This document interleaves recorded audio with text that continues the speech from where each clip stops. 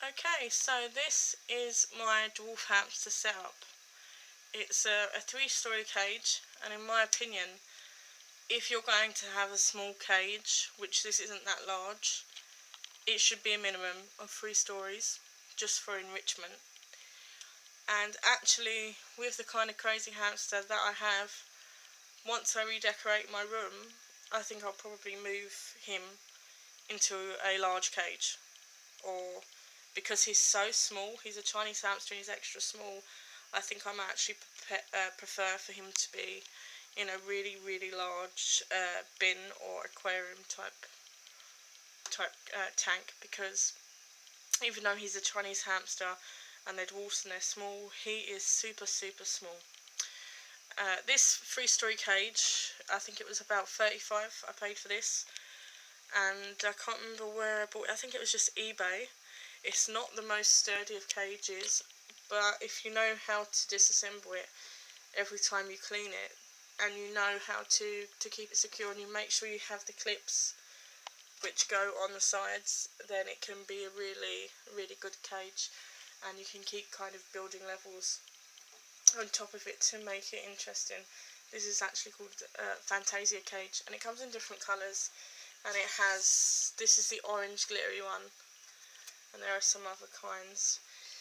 So if you're getting a dwarf and you're going to have a cage like this, bare minimum I would say 3 levels. My old dwarf was a Russian dwarf, and they were really, I actually had 2 in here. They were really old, they were senior, they were incredibly inactive. They were old when I adopted them, and they loved this cage, they were super happy. But this Chinese dwarf is fairly young and he is very active, and that is why eventually I think I will either add more levels to this, depending on how sturdy it feels, or move him into a bigger tank, because my room is probably going to get redone this year and we're probably going to have more space, so the cages are probably going to get changed a bit.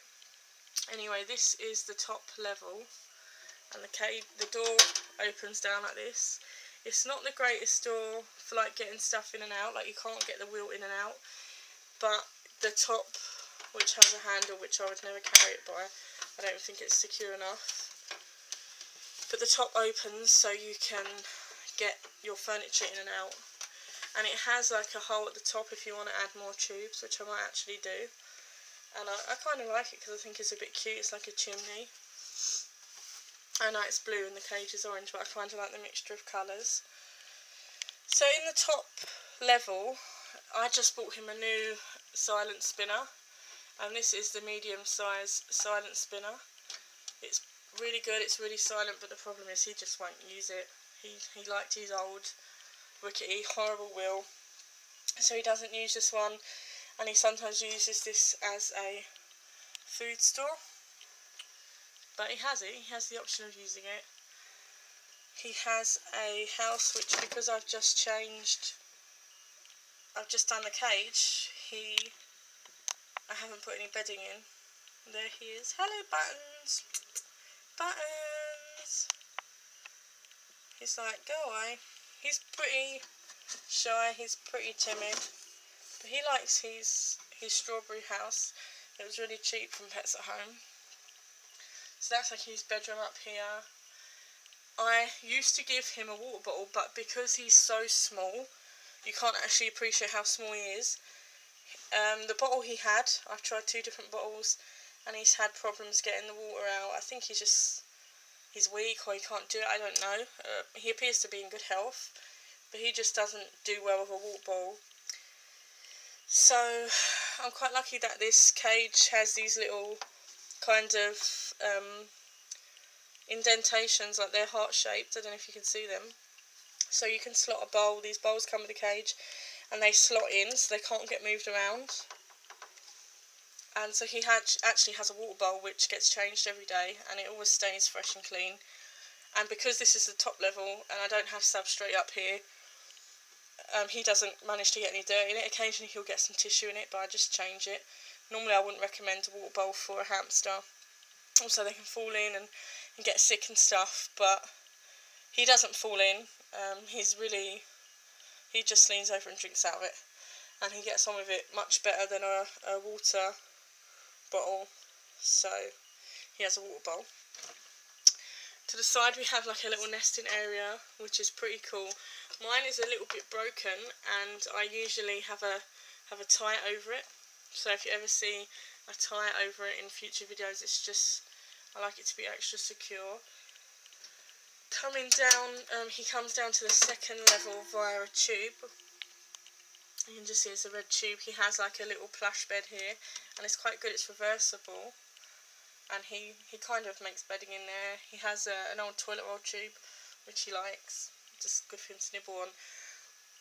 And then how he gets down is by this tube system on the outside. I used to have it kind of in a figure 8 shape, but he didn't get on with it so well. And also when I have to clean it out, I think I forgot to clean it yesterday, so I do think I have to do it again. I think it's much simpler and safer to just have it like in a really basic pattern.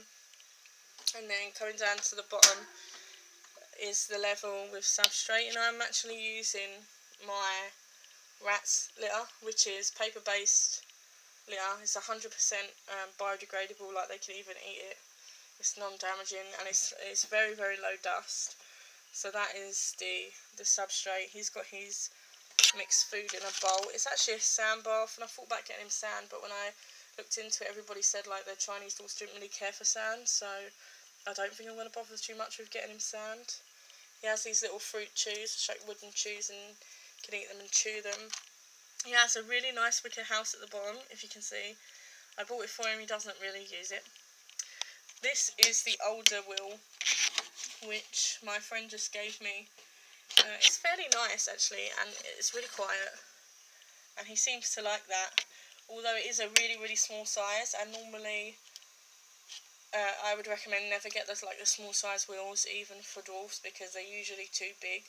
But because he is so tiny as a dwarf, like he's perhaps maybe the size of a baby Roborovsky, he can use it. But if I do notice any like his back's bending or anything, of course I'll remove it, and you have to just kind of suck it up and use the silent spinner. But he seems to like it. He has some more tubes which take him upstairs. He has a wooden bridge which he's had for a while. That's normally it. There's normally a lot more tissue in here, which I haven't put the tissue in yet. So he'll get his tissue, he'll get his bedding. And that is Buttons, and that is Buttons' cage. If you have any questions, you can message me, and thanks for watching. Have a gorgeous day.